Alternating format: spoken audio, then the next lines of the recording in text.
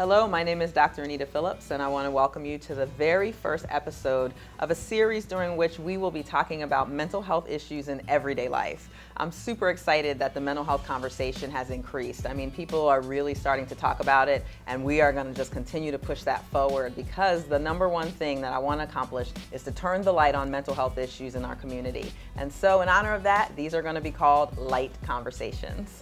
Now, you might be wondering why I'm in a barbershop. Well, because today we're going to talk about mental health in the everyday lives of Black men. And this isn't just any barbershop. This is the W Loft, home of Mr. Wade Menendez, who is a pioneer in hair units and better known in the Instagram universe as Wade the Barber. So I am so excited to be here with you. My pleasure. You're my guest, but I feel like you're guest because I'm in the W hair loft. That's funny. That's funny. And I'm super excited. Thank you so much for being willing to talk about this issue. My pleasure. So important. When you hear those two phrases together, mental health, Black men, what are some of your first thoughts? Oh man. Well, I think it's something that's not talked about enough. You know, my first thoughts is, we're some of the ones that may deal with it the most, but mask it.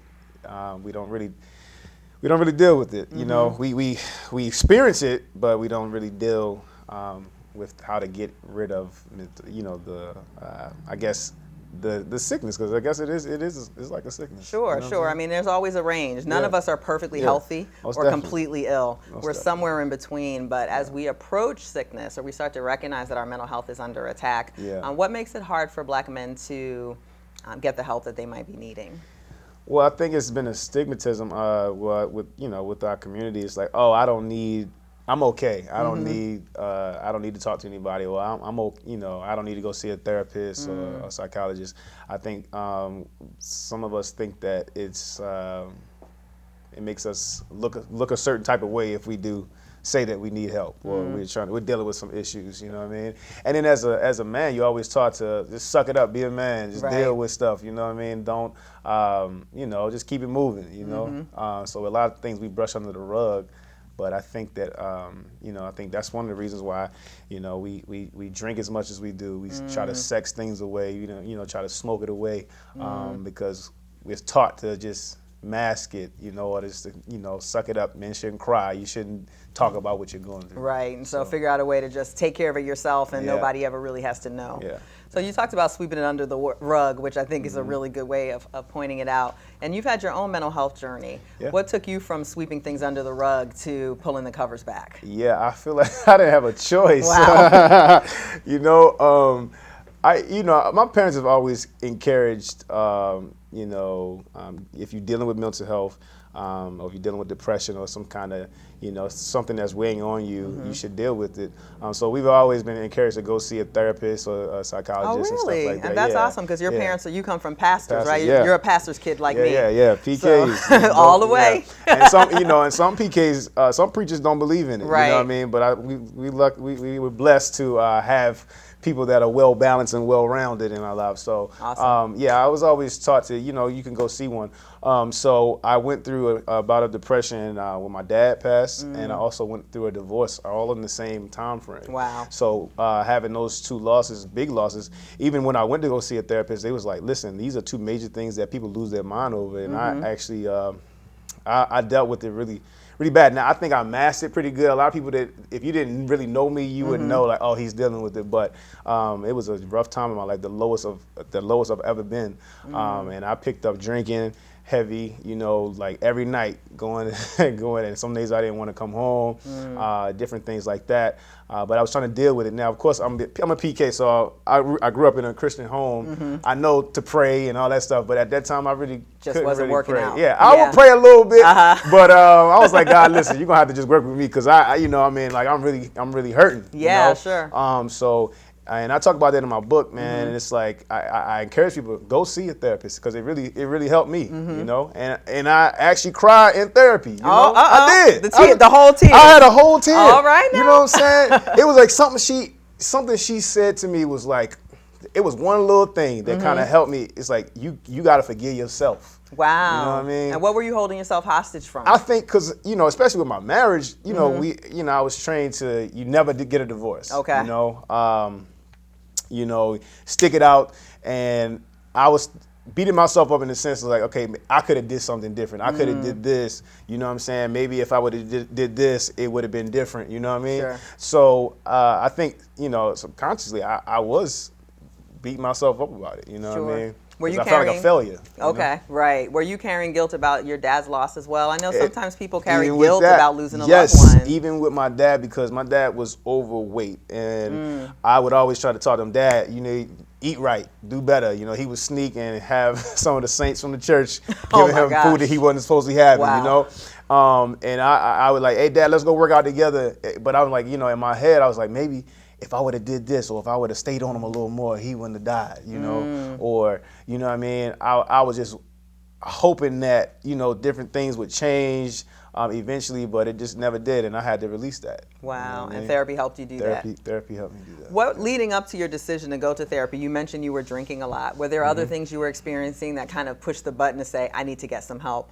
Yeah, I mean, it was more so the drinking per se. I mean, I did start, after the divorce, I started, I've been a little hoe, just a little bit. Just got a little loose. Just a little loose, Yeah. But I think I was trying to fulfill a void, you know what I mean?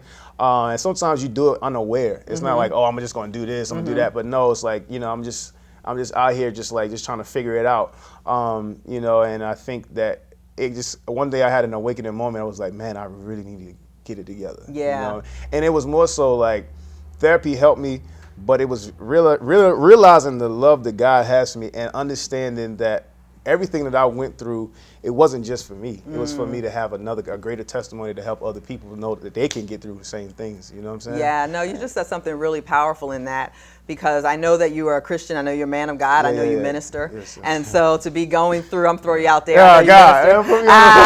But going through a hard time where you're drinking, sleeping around, getting out there, I know that these are activities that are contradictions to how you want to live. And so many times, particularly people of faith, I think we're so busy feeling guilty for our failures. And not realizing that those failures are they're coming from our pain. And that God's not out to punish you. He wants you to be healed and to be better. So even when you were struggling to talk with him, he was still there to nudge you in the right direction, which for you was to get to therapy.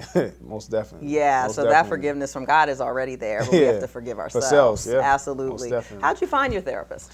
I did like a little search, and I actually had an assistant at the time that I made kind of find one for me that was a little further out, because I didn't want to risk somebody knowing me or having a biased opinion on different things. So I said if I got somebody in my area, there's a chance that they may know my family or they may know me. So I was like, I'm gonna go out, and I kind of look and judge by pictures as well. You can kind of look at pictures and tell. I have a little bit of a discerning eye, so I can, get a feel. Like, I think this person is a match for me or not. People are concerned about their privacy, and even though this conversation is opening up, it's still not all the way open. So people do worry about who might see me or where, and hopefully soon we'll get to the point where that's not a question. But it's out there right now. I mean, there comes a point where you can't really focus on who knows me. It comes a point where you are desperate for help. You need help. So it's like, I don't really care if you know me or not. Listen, if you can help me, then let's go. Help me. And look how you've grown. Because where you were looking for someone who wouldn't know you, now you're out here talking about it wide open. You put it in your book that I went through this. So that's tremendous growth. So congratulations on that, because I know you worked hard for it. Was your therapist a black man? It was not. I was looking for one. Okay. Yeah, I was looking for one. I couldn't find one, though. There's not as many out there as we might like. No. Who did you ultimately go and see? There was an older Caucasian lady that I went to. So was that the last place you thought you would end up? I wouldn't say. I mean, at that point, I wasn't really tripping over who did it or not. Okay, but I think, I felt like she would be a little more understanding too, because she's older. I would think she's more experienced with certain things too. So I was like, okay, well, let's, no problem, Not saying that because I went to a young one as well, because I went to 2 counselors. Okay. Yeah. Look at you. I went to 2. Okay. And so she was well too. She did a great job as well. So yeah, I mean that's That's it. I think that's a super powerful testimony that people need to hear, because many times people do like to go to a counselor who has something in common with them. Women might want to see women, men want to see men, people of color often want to see a person of color. But you're telling me that you started there, but you ended up going to see someone who could help you. When you couldn't find exactly what you wanted, you went and got what you needed. Exactly. And that's really important. So we want to see that. How did this ultimately kind of connect with your faith? So particularly in the lives of African Americans, faith is huge, right? So you went to a church where your parents were progressive. They encouraged you to go to therapy. How did the experience in therapy, though, impact your faith? Well, I mean, it's funny because, well, the first counselor, I don't think she was a believer, but the second one was. So she kind of tied different things with scripture and different things like that. So it did go hand in hand, but, you know, I know the Bible, I know the word, you know what I'm saying? Sometimes, but it takes somebody to reiterate a few things that kind of just hit home for you, to tie it together. So, but it definitely was, it was a good experience because, you know, she tied in certain scriptures with what she was saying, and I don't know, it was cool. It was cool. But sometimes, you know, I'm not gonna lie. Sometimes you don't want. I don't want to hear the scripture. Listen, You're like, I know the word. I'm having a hard day, listen, man. You know, tell me, you know, give me something, you know, something relatable to that I can relate to, and then if you want to tie scripture into that, that's cool. You know what I'm saying? Yeah. It's so important for us to have that balance, because mental health is like the bridge. I feel like it intermingles with our spiritual lives, but also with our bodies, because our body and our physical health has a lot to do with how we feel as well. So mental health really bridges us from spirit, soul, body. It kind of ties it all together. So that makes the work, to me, extra important for people to do. So now you're on the back end of all of this transition that you went through. You've done this work through a hard time. Your business is booming. You've been all over the world. You're being heralded for the work that you're doing.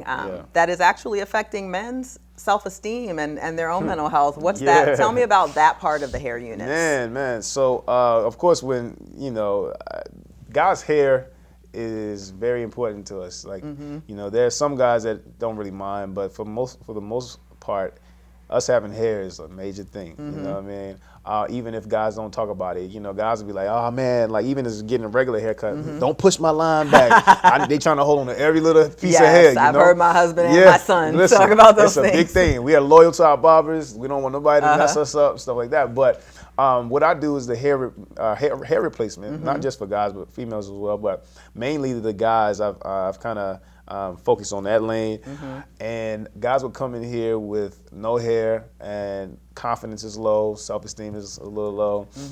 They haven't had hair in so long, and then, you know, what I do, and I give them hair, and they walk out with all this confidence, man. Guys be ready to cry because they just haven't seen themselves with hair, and it's like, you know, their confidence is now getting boosted. They getting new jobs and different things like that. Actually, it's funny because I had a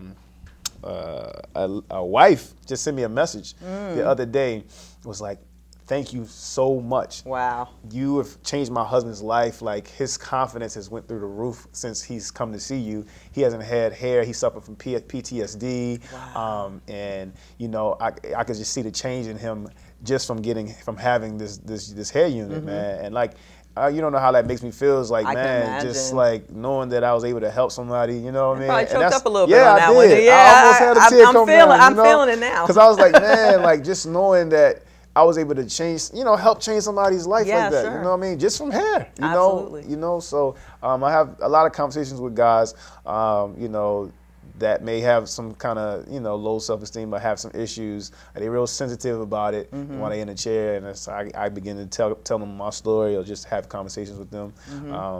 And, you know, it's a blessing. So I feel like I had to go through some hard stuff so I can help other people in different areas, you know what I mean? Turning that pain into purpose, which is what makes it worth it to us. Exactly. How long have you been a barber? Professionally since 2004, so about 15 years. So in that time, I think you probably learned a lot about the way that black men communicate. I won't say talk because it's not always words, but about the ways that black men communicate. How do black men in general, of course we know everybody's an individual, but what are some of the things you've learned about how black men communicate their distress? Well, sometimes it's in the countenance, demeanor. Sometimes it's through guys that always are joking. You know, sometimes they always say a person that always got a joke and always laughing. Always gotta. Sometimes they're dealing with some things, you know what I mean? And they mask it with joking all the time, you know? Then there's sometimes, just different things people will say you can kind of pick up on. Okay. You know what I mean? I asked that because I think as a Black woman, I always want to be on the lookout for how things are going in the lives of the men that I love. My family, my son, my husband, my cousins. But also not just women, but men, being able to look out for each other. And so we want to know what should we be looking for, because not everybody communicates in the same way. Yeah, no, that's real. I mean, I think you just kind of be watchful, be mindful, watch countenance, and if a guy's always really quiet, sometimes that's a sign too. He's in his head thinking. I'm a thinker, man. Sometimes I'm also an introvert too, so I don't. I like to talk sometimes, but yeah, when I'm thinking, man, don't talk to me. Like I'm in my zone. Sometimes we can be too absorbed with our thoughts though too, and they run rapid. So you got to take control over that. But sometimes, guys that are super quiet, you know what I mean. Sometimes that'll be a sign. And also, I mean, like say for instance, drinking. I feel like drinking and substance abuse so I would say. Like smoking weed. All that stuff. People that are really addicted to those things, a lot of times they're masking something. They hurt from something. Yeah, absolutely. And they don't even realize it. You know what I mean? I just actually had a situation with one of my close friends recently, man. Like, he's just always getting drunk. And then like I checked him on it. It was like, bro, what's happening? You know what I'm saying? Like, what are you running from, or like what are you really dealing with? And he just started crying. He just telling me about different things he was going through and stuff like that or whatever, you know what I mean? And I mean, I think that everybody may not be that susceptible or that open, but, just, I guess, acknowledging that it's an issue, you know what I mean? I have some friends that they get drunk and they just start telling everything, sharing their heart, like, everything comes out, right? Yeah. But I mean, it's a deeper issue there. So it's just like being watchful. I love that you asked your friend what's really going on. Yeah. I'm a big fan of asking. Too often we see people struggling, but we don't take the time. We're like, well, I don't want to say anything. I don't want to upset them. But you just straight out asked them, and he could have said nothing, but you gave him the opportunity to say what's going on. Is that a mistake that maybe I think sometimes we might make as women? Instead of just asking, we tell, because I've definitely talked to a lot of women who are like, I've been trying to get my husband, my boyfriend to go to therapy, and I'd be like, you need to go to therapy, and then he's just like, stop telling me that, I'm good. So how do we approach better with more wisdom? I mean, I think that whole you need to do this and it come off as nagging, and it's not in a very supportive state. The way you say something, it can make a world of difference, you know what I mean? Just being more gentle, being more supporting, and just, being wise with your words, like, hey, baby, like, or whoever it is to you, I'm noticing some things. Are you okay? Let's talk about it, and love will, when you really love somebody and you talk to them in love, it'll change the whole vibe, you'll get, somebody to open up to you if you actually address them in love, instead of you need to do this and this and that, and like, you know what I mean? That's like you turn somebody off. Soft answer turns away wrath. That's what the word says. And I think you're talking about the difference between love and fear, which I talk about a lot. Sometimes when we come off hard in the way we're asking, or it feels like as women we're nagging, I think a lot of times we're scared. We're scared that our guy's not okay. We're scared that he's not going to get the help he needs. So we're just like, come on, because we're scared. But if we could take a minute to lay the fear down and just show up in the I really love you space, you're telling me that is heard in a different way. Yeah, it definitely would be heard. All right. So the Bible also says perfect love casts out fear. So if we focus on love and a little less fear, we might be able to communicate about this better. Certainly. Awesome. I believe that. Well, I don't want to say goodbye before we talk about your new book. So did you bring a copy of your new book? I got one here. Actually, thank this is going to be for you. This is actually going to be for you. You know what I'm saying? So this one's for me. This is Wade's new book. It's called The Success Factor. 12 Keys to Help You Win in Life. Come on, talk about that a little bit. Yeah, so I decided to write a book, man. I have a lot of people that ask me, how did you become successful? Mm-hmm. How did you get to where you are? I was just on Rachel Ray and ESPN, different stuff like that. HBO. Mm-hmm. And all that stuff. So, it didn't just happen overnight. This is a process. This is I believe success. It's about perception. Some people, may think you're not successful, but these are my keys. These are what I feel like helped me. We talk about character building. I talk about integrity, getting rid of your issues, emotional issues and baggage. We talk about wealth and how to save your money. Okay. Budgeting a little bit is in there, spirituality, different things. These are all keys to help you win in life and not just business. You know what I mean? And a lot of times people are successful in business because of certain principles they hone in on, but also because people like them as well. So you have to get your character and your integrity together in order to be able. People have skill. A lot of people have skill, but they don't have the character to keep them into that place. Sure. You know what I mean? There's a lot of people that will have a level of success and then gone tomorrow because they didn't know how to manage it. You know what I mean? Yeah. So I think that is a very key thing. So I talk about all of that in the book. Great. Just my journey and. Yeah, that's why. I'm so glad that you're including some of your mental health journey in this book. Yeah. It's so important because I feel like today it's all grind. Yeah. And we almost celebrate people who succeed at the expense of their mental health, at the expense of their physical health. Like, I didn't care about anything. I didn't sleep. I'm distressed, but I made it here. But we want to come show up whole. Yeah. And so I love that you're including all of that in here. Definitely. Most definitely. Any last thoughts? Anything you want to share with Black men who are listening today as far as mental health is concerned? Well, man, I would say the main thing is just get help if you need it.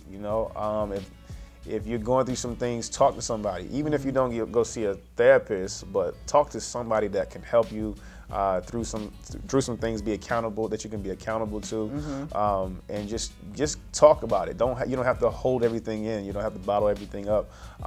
You know what I mean? It's like it's okay to cry if you need to. It's okay. You're not soft if you cry. If you shed a tear or something, it's okay. You know what I mean? Just release some things and just watch how life can be a little easier for you. You know what I mean? So, awesome. Thank you so much for taking the time to have this conversation. We know you're on a tour right now with your hair class. On my way out of town as we speak. So I appreciate you slowing down to stop. My pleasure. Thank you so much. My pleasure. I want to thank all of you for joining us today for our very first light conversation. Please head over to my YouTube channel and make sure you subscribe while you're there. We'll be posting more faith and mental health content in the months to come. Have a great day.